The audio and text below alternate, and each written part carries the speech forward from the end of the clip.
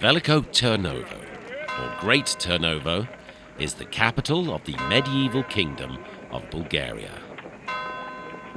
One of the hypotheses about the settling of the small Strandzha town is based on a legend about redemption or migration of a people from the old capital city to there.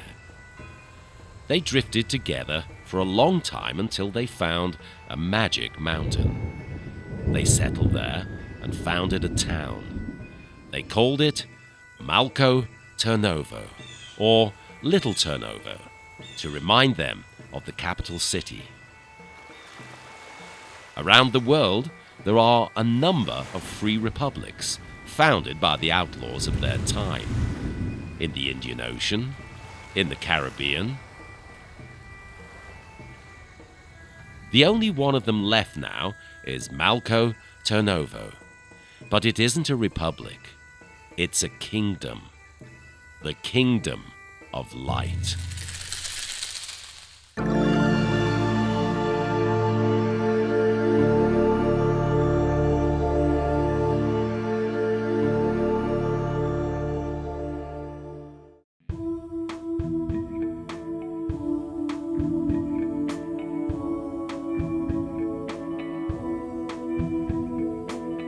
The mountains where those adventurers founded their town were inhabited long before they came along.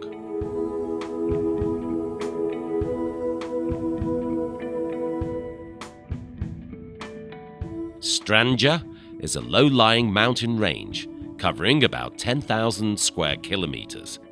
It's located in the eastern part of the Thracian region between the Black Sea and the Mediterranean. This location is responsible for its gentle climate, unusual for these latitudes.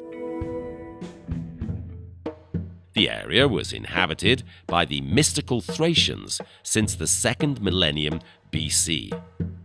They were first mentioned in Homer's Iliad as allies of the Trojans against the ancient Greeks. But the ancient Greeks are the source of everything we know about them. The Thracians had no written language, but they created remarkable jewelry, some of it unique in its artistic quality to this day. They were also a warlike tribe. They won several battles against the Romans, but at other times they fought for them. There was a lot of rivalry between the various Thracian tribes. The biggest of them tried to create a state of their own. One ruler who succeeded was Teres I, who became king of the Odrysian kingdom. This kingdom covered huge areas from the Vardar and Danube rivers to the Black Sea and the Aegean. Its capital city was called Üsküdar. It was located where the Turkish city of Edirne now stands.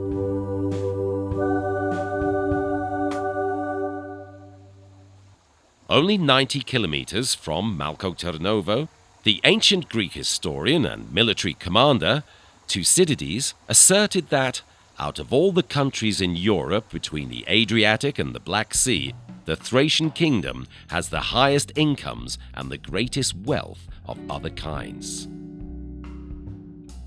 Herodotus, the father of contemporary history, wrote this about the Thracians.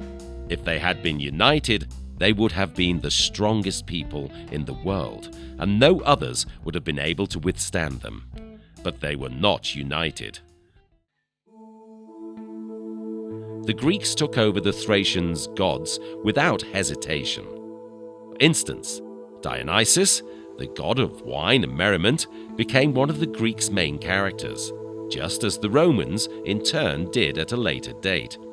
But not everything is as simple as the textbooks would suggest.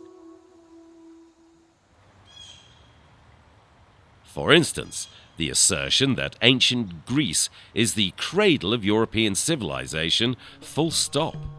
The Egyptian civilization is at least 2,000 years older than that of ancient Greece, and yet they are so close to each other across the Mediterranean.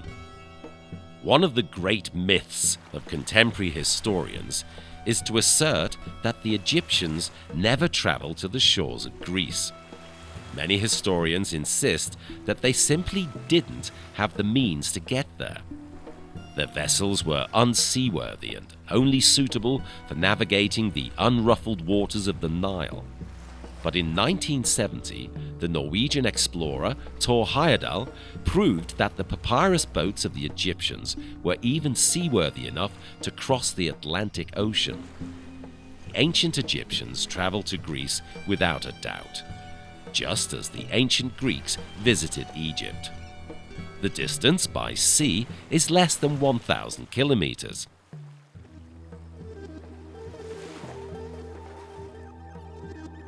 For example, we know now that the stars of ancient Greek philosophy, Socrates and Pythagoras, spent several months in Egypt.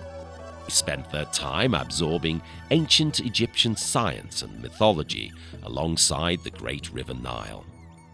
They discussed them amongst themselves and returned to their native country with a new world view. Later, voyages like today's cruises were organized. Seminars abroad on ancient Greek poetry. The cruise liner tradition originates from the Mediterranean. But one thing remained completely unchanged: the idea of death. It was dominated by the concept of light and darkness.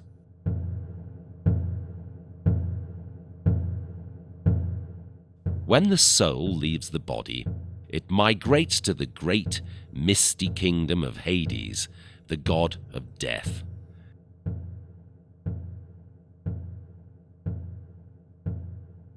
But from there, each goes a different way. The good souls go to a sunny, pleasant place.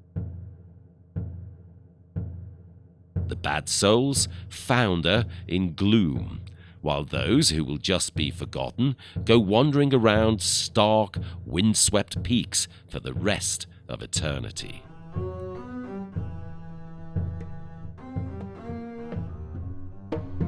The misty light in Strandzha combines the Mediterranean sun and the dappled shade of the forests. But darkness can suddenly fall on these mountains. Yea, though I walk through the valley of the shadow of death, I will fear no evil, for thou art with me. Thy rod and thy staff, they comfort me. That's how the Old Testament refers to death. It's the most popular description of the landscape in the hereafter. Some scholars believe that this text is in fact a description of a dark and hazardous carter's track between the biblical towns of Jericho and Jerusalem. They also believe that the name of Jericho in ancient Hebrew actually means the moon. The population of Jericho had settled there between 10,000 and 9,000 BC. Undoubtedly, the confrontation, but also the harmony between light and darkness has fired the imagination since human consciousness came into being.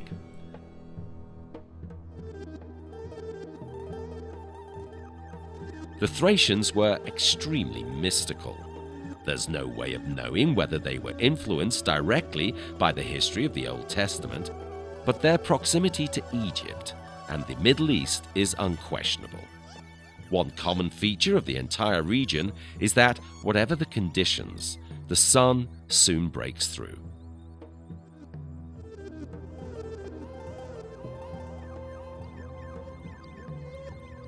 The Thracians call this region Salmidesus, the land of mountain peaks and the sea.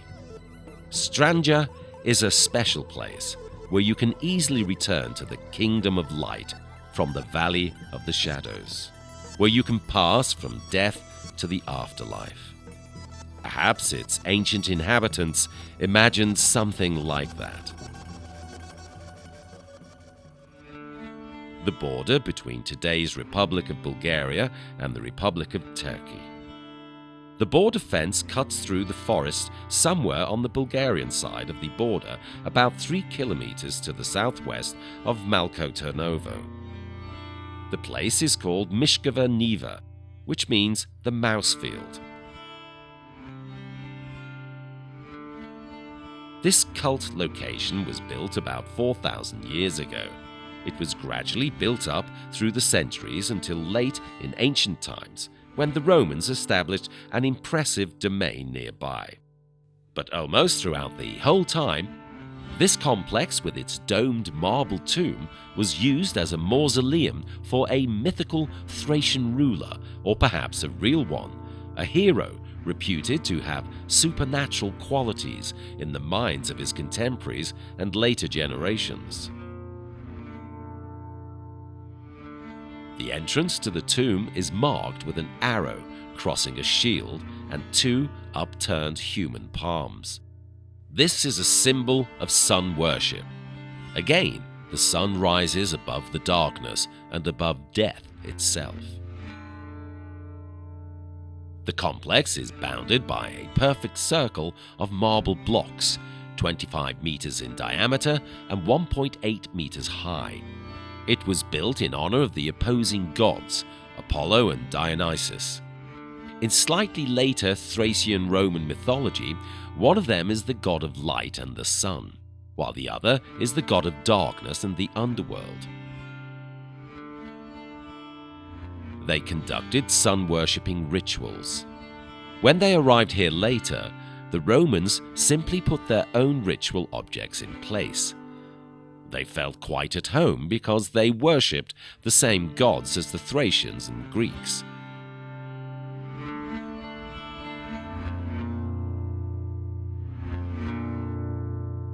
Not far from the mouse field is the highest part of the Bulgarian Strandzha range, a mountain named Golyamo Gradište. The Thracians built a large fortress here. This fortress is also a perfect circle, but they built throughout the region. 3 kilometers to the northwest of Malko Tërnovo, they built a burial complex with 40 mounds.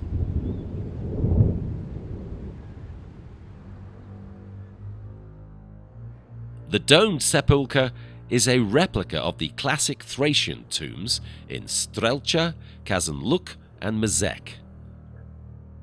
But it was built 5 centuries later.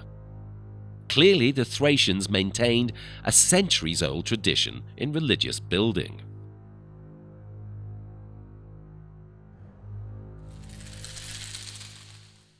Directly to the east, opposite this city of the dead, is the sanctuary known as the Stone Mushroom. This is an astronomical solar observatory. This was where Thracian priests would welcome the rising sun 2,500 years ago. They would predict real and imaginary events by the rays of the sun and the way the light moved around.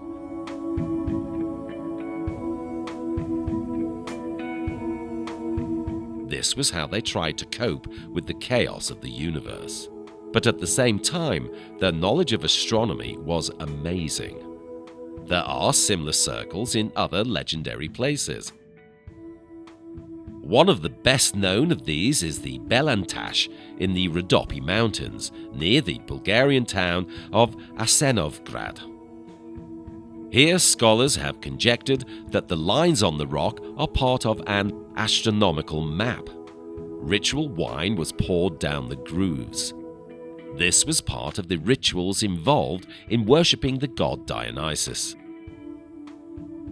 The aim of the astronomer priests in conducting these complex cosmological rituals is quite clear: to make sure that the sun lights the darkness.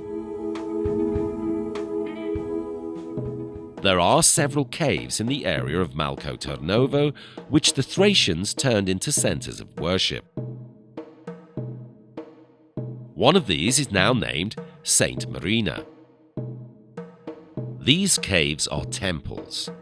No wonder these dark rock formations are described by the Bulgarian word for light, svetlište, meaning temple, a place where a ray of light can shine through and you can glimpse divine wisdom. Even though several gods share this wisdom.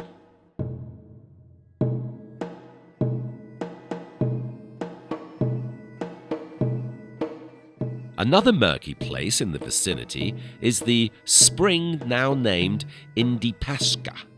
The Thracians believed that the water from this spring had medicinal qualities, but clearly only people looking for dank and gloomy places would gather here. Египетска is fairly inaccessible even today. Bulgaria adopted Christianity as its state religion in the 9th century. But throughout the whole time, some groups resisted the official dogma. This is why many researchers believe that the real name of this place is Antipascha, meaning anti-Easter. Rags like these are characteristic of some areas in Buddhist Tibet. Buddhists believe that the culminating moment, when you realize that you're dying, you get the chance to see clearly the clear light forever. Some researchers believe that part, if not all, of the Thracian tribes migrated from Asia to the Mediterranean region in very ancient times.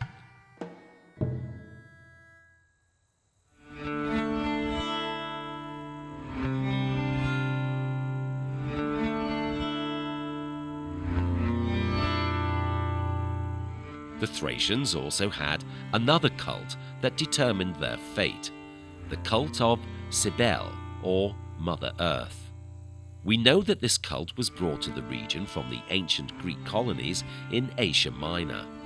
This was the beginning of another wonderful story of magic. As usual, it's about sex. The god of the sun fertilized Cybele, the goddess of the earth.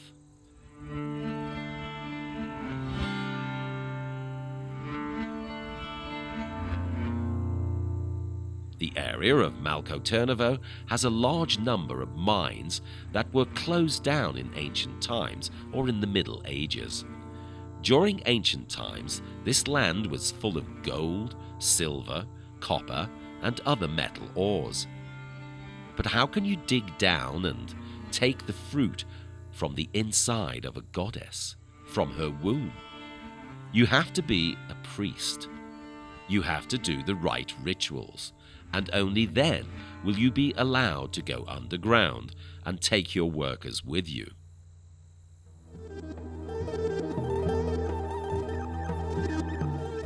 Dozens of mines have been discovered in the region, but they had all been worked out long before the archaeologists found them. This may mean that the ancient people worked very efficiently. Mining was an industry even then. This is further proof of the busy traffic on early transport routes between states in the entire Mediterranean region, including the Black Sea. At the beginning of the 7th century BC, the ancient Greeks began to colonize the Thracian coast of the Mediterranean.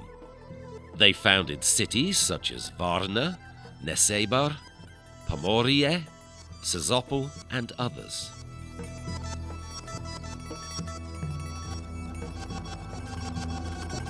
This strengthened the close trade and cultural links between Thracians and Greeks. When they discovered the economic potential of the coast, they began to call the Black Sea by another name, the Hostile Sea. The most experienced sailors of their time referred to the Black Sea as the Hostile Sea for propaganda purposes, to discourage other colonial forces. But the mountain legends of Strandzha refer to amazingly reckless deeds perpetrated at the highest level of the state. This is perhaps why they tell them as legends. Egypt, between 2000 and 4000 years BC. This was where Hudonosaur, the chief of the Pelasgian people, reigned. They lived in Strandzha, but when their mythical queen, Kalianostra, died, Hudonosaur undertook a dangerous voyage to the shores of Egypt. He took this fateful decision under the influence of his new Jewish wife. She insisted that they should return to the lands of David's descendants. Years went by. Then, on the coast of Africa, his daughter, Bastet, found out that she was seriously ill and didn't have long to live. Her well-loved coast, the finest sand in the whole of the Mediterranean region, had remained in her childhood memories. Her father, Hudonosaur, gave her a final gift: to pass away on the shores of the hostile sea. He was devastated. Finally made a decision. He prepared a delegation of all the beings that were dearest to Bastet and led them along the river Nile and on towards the Black Sea coast.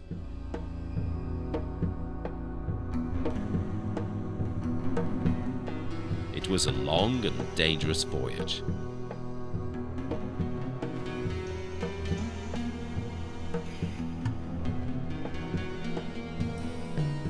But finally, Princess Bastet reached the familiar rocky coasts and the golden sand.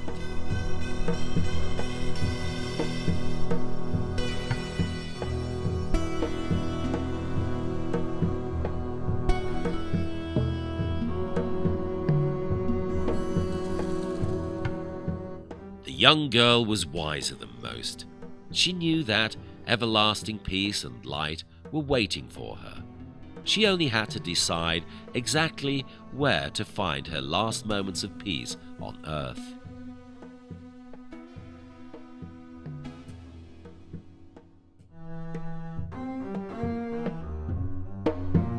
She decided on the foot of Mount Gradishte, just above the mouse field where the ritual complex must already have existed. Legends about this cave have haunted local people for decades. There are whispered stories of treasure hunters, secret cards, tons of gold, and even aliens buried there along with Bastet. And the mysterious tune which the princess's suite played to send her to sleep. This tune wasn't for the ears of ordinary mortals. It was only heard by those closest to the Egyptian pharaohs.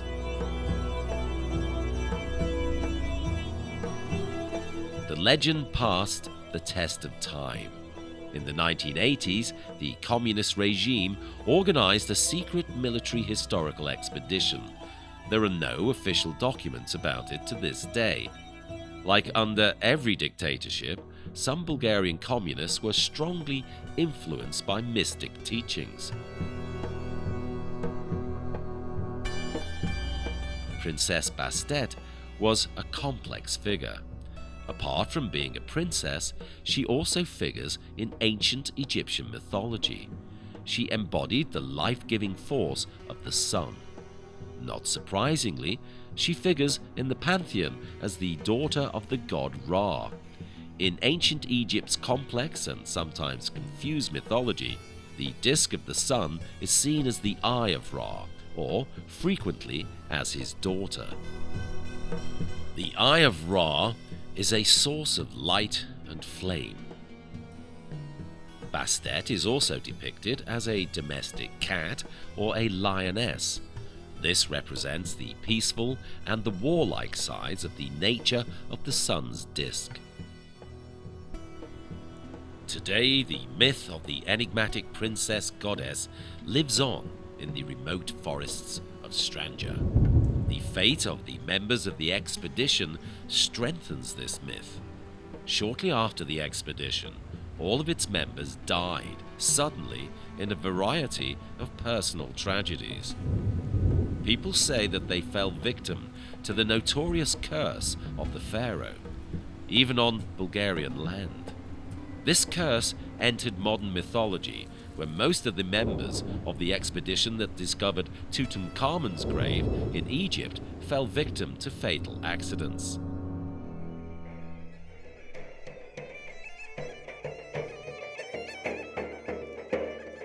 There's also another fatalistic cult of light rooted here.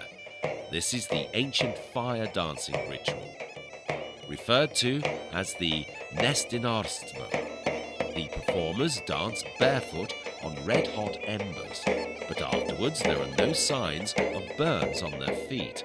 This ritual is rooted in ancient Thracian history.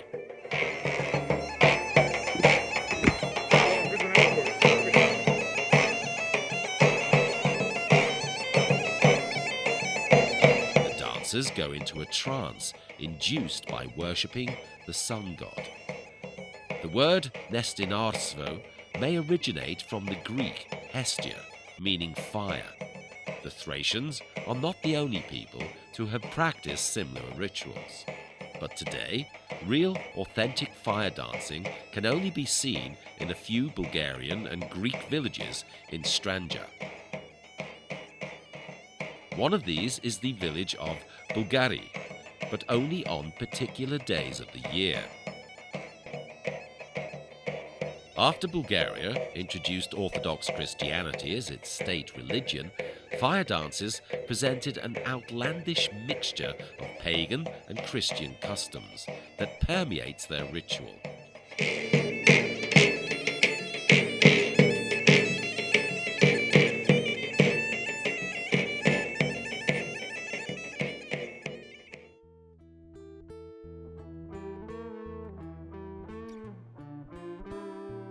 Bulgaria became a Christian state at the end of the early Middle Ages. One of the main reasons was to unite the diverse groups of Bulgarians and Slavs who made up most of the country's population. The syncretic nature of those past times has also been preserved in another way in Strandzha. Orthodox chapels built along the lines of ancient Thracian temples are preserved here. The Church of the Holy Trinity is located at Kotvaniti. This church is built over a temple in a natural cave reached by climbing stone steps.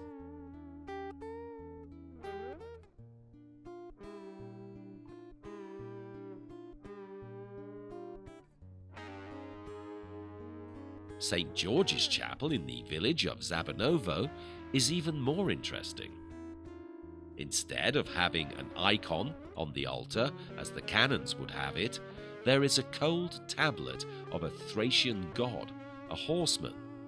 These tablets can be found throughout the Roman Empire, from the Middle East to the British Isles, but they're mostly found on the Balkan Peninsula. This is the god of hunting, but the Thracians frequently depict him as Apollo. The Romans adopted the cult of this god and included it among their own. Although the chapel was built relatively late, it seems that the builders saw no contradiction in placing a mythological hero as the patron of the church. They may have even thought of him as St. George, just as in earlier times this Christian saint acquired the features of Apollo. There is a church of St. Mary of the Assumption in the centre of Malko Tърново. In 1754, this church was also built over a Thracian temple. Its present appearance dates from 1830.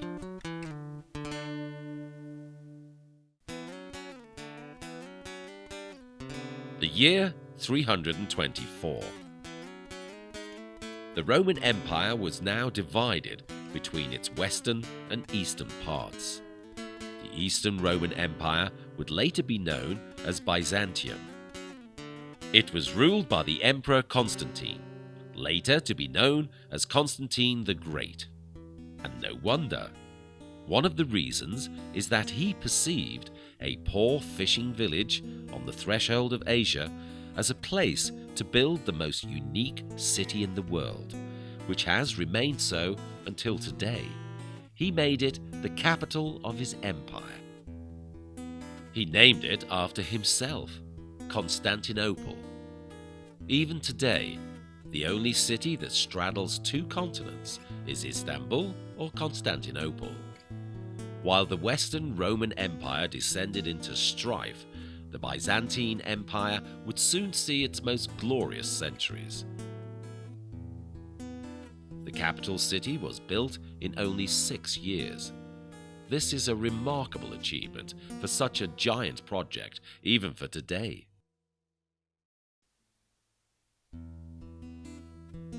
How do you build a city on a strait between two continents? There is only one explanation. All materials, without exception, must be close at hand. Close at hand means that their source has to be no more than a few tens of kilometers away.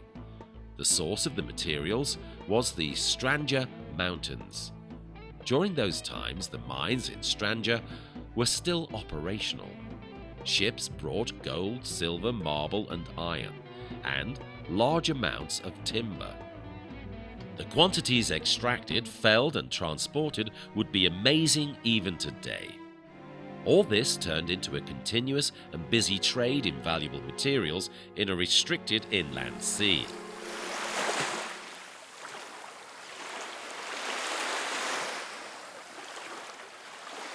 Predictably, this led to a resurgence in piracy. There was piracy in the Black Sea 1,000 years earlier than in the Caribbean.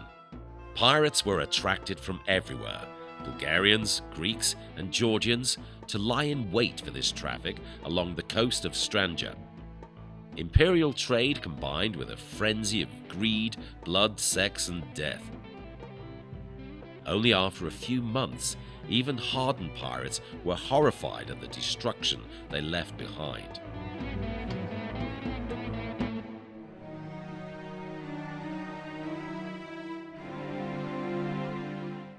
They decided to cheat God. They built churches in his honor, but they hadn't changed their own characters.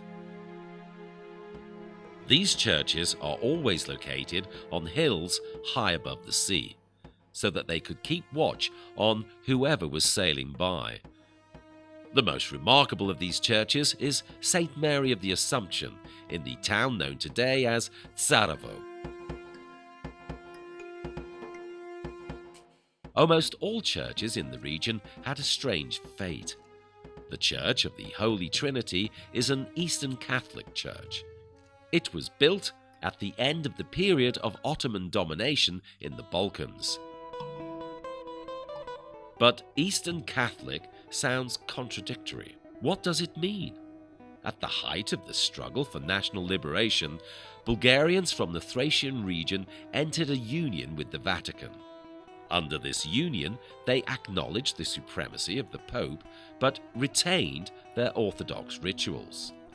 They also retained the Orthodox appearance of their church. In 2014, it was dedicated to Pope John Paul II. This is the year in which Popes John Paul II and Pope John XXIII were canonized by the Catholic Church in an unprecedented ceremony. Shortly afterwards, part of their remains were transported to this Holy Trinity Church. Christians believe that human remains can lead believers to enlightenment. But there are other people in these places who receive enlightenment. Not in the church, and for a completely different reason. But they also reach enlightenment through strong beliefs. Belief in their own liberation.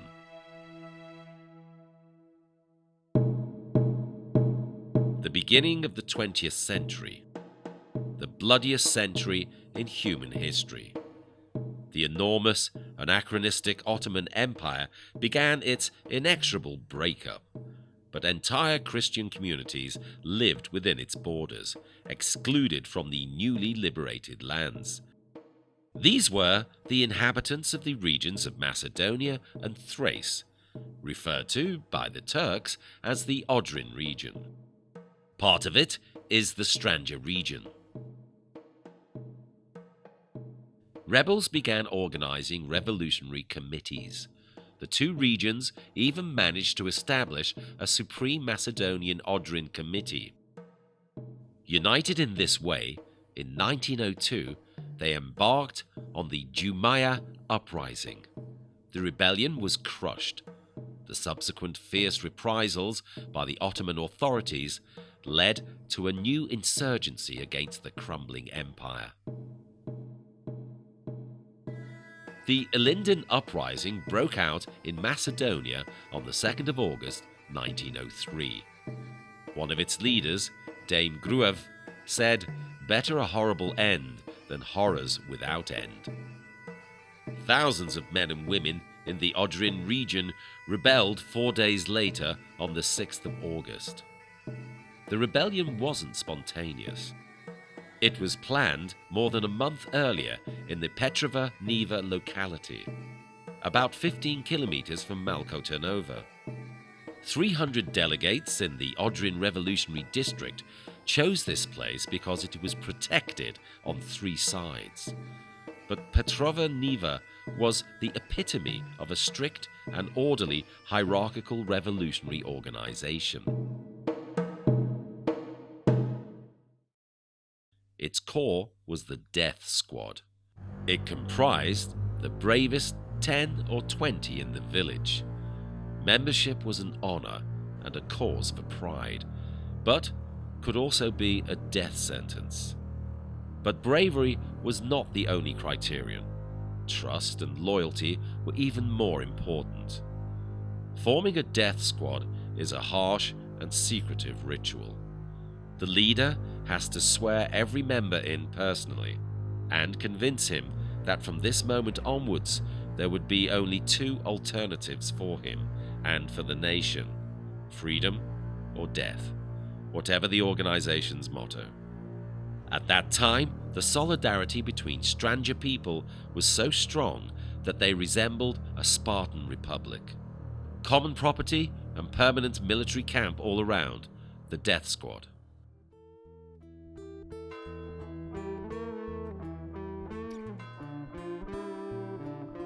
The inhabitants of Strandzha are far from being nomads. They value their homes and their style.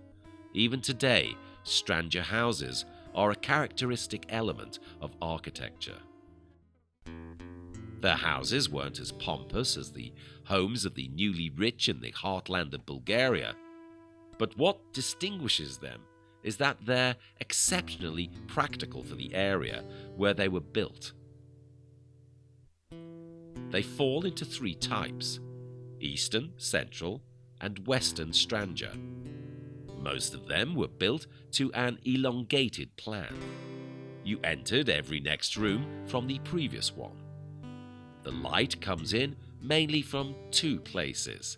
The evening light comes from the fireplace, and the daylight comes from the chinks in the roof and the broad, high chimney. Many people accommodated their domestic animals on the ground level, leaving the first floor uncovered so as to benefit from the warmth of the animals.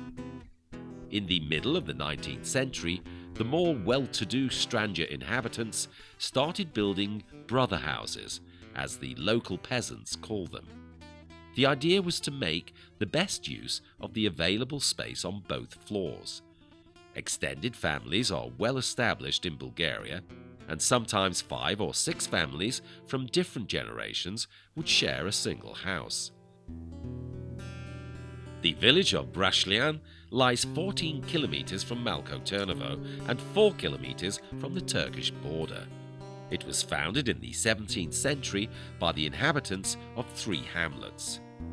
Even then, it became a kind of open-air catalogue of Strandzha architecture. This village is connected to one of the most dramatic events of the Preobrazhenie uprising or Transfiguration uprising, even before it began. A few months before the uprising was declared, the professional revolutionaries were engaged in feverish preparation. One of the most important tasks was to recruit rebels. Among the most active in Brashlian and the surrounding villages were Pano Angelov and Nikola Ravashola. Over 24 hours, they recruited volunteers for the detachments they had formed. They swore allegiance in the house belonging to the wealthy Balu Todorov. He himself had been sent to a labor camp in Asia Minor due to his part in a previous plot hatched in his home. His wife Gina made his house available to the insurgents, but in their hurry and under pressure from their excessive organizational workload, they became careless. One morning, the village was surrounded by Turkish soldiers. Together with two other rebels, Angelov and Ravashola attempted to break through the siege. They killed a large number of regular soldiers, but in the end, their three comrades were taken prisoner and they themselves were killed in Brashlian.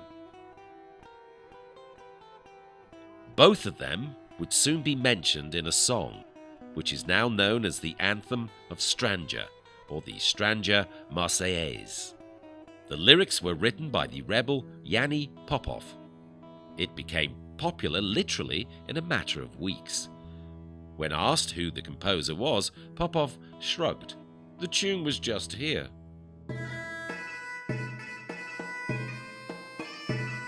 At the same time, the song was sung with different lyrics in Greece and Serbia by almost all Balkan people.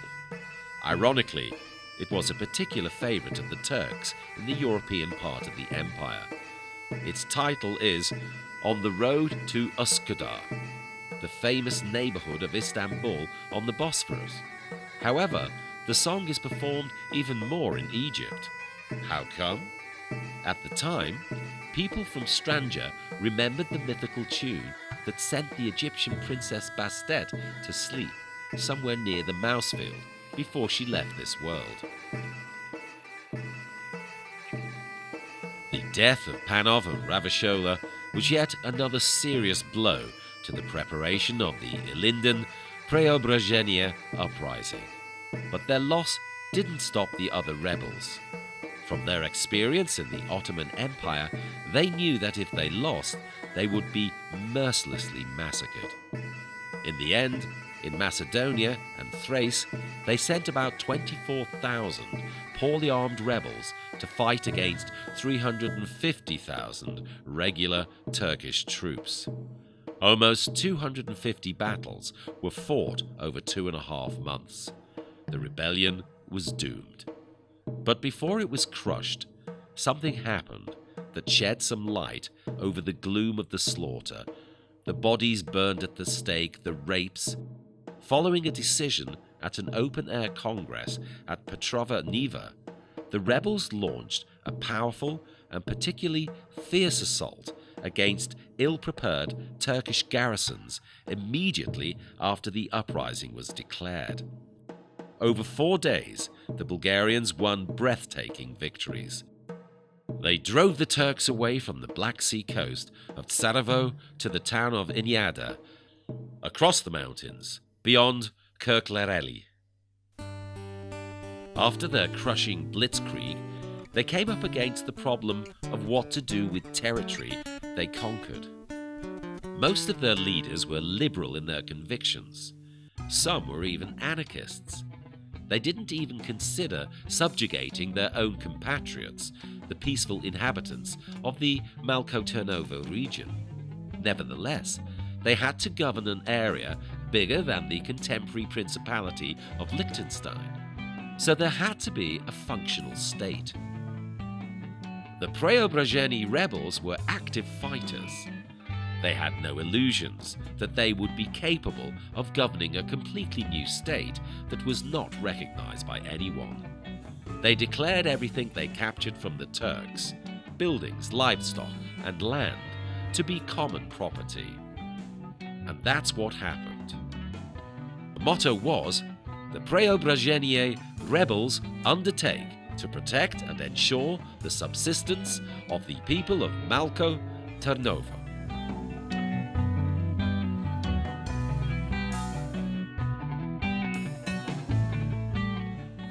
They even hesitated about the name of the new territory.